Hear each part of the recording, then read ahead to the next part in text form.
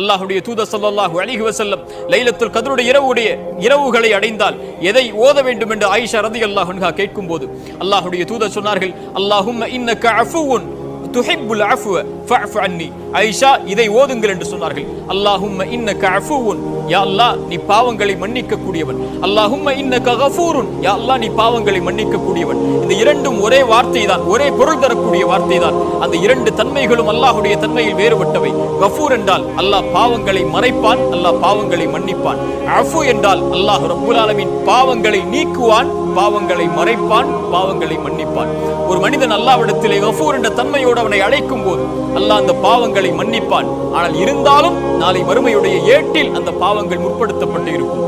அல்லாஹ்வுடைய தூதர் ஸல்லல்லாஹு அலைஹி வஸல்லம் சொன்னார்கள், ஒரு அடியானை அல்லாஹ் நெருக்கமாக்குவான் மறுமையில். அவனுக்கும் அந்த அடியானுக்கும் இடையே திரை போடப்படும். அல்லாஹ் அந்த அடியானை பார்த்தவனுடைய பாவங்களை எண்ணுவான். இதை தெரியுமா, இதை தெரியுமா, இதை தெரியுமா?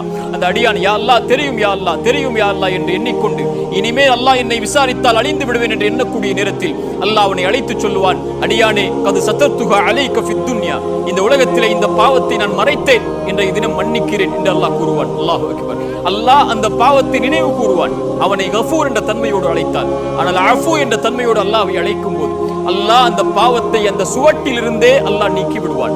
அல்லாஹ் அந்த ஏட்டிலிருந்தே அந்த பாவத்துடைய சுவடுகளை அழித்து விடுவான். அவன் செய்த பாவம் நாளை மறுமையில் முற்படுத்தப்படாது. அவனுடைய புத்தகத்தில் அவன் படிக்கும் போது இருக்காது. அதற்கு பகிரமாக அவன் செய்த பாவ மன்னிப்பை அவன் தேடியதற்காக, அல்லாஹ்வை அஃபு என்று அழைத்ததற்காக, இல்லாமன் தாப வ ஆமன வ அமில அமலன் சாலிஹன் ஃபஉலாயிக யுபத்திலுல்லாஹு ஸய்யிஆத்திஹிம் ஹஸனாத்.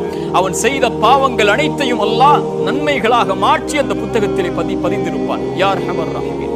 அல்லாஹ்வை அழையுங்கள் மன்னிப்புக்காக.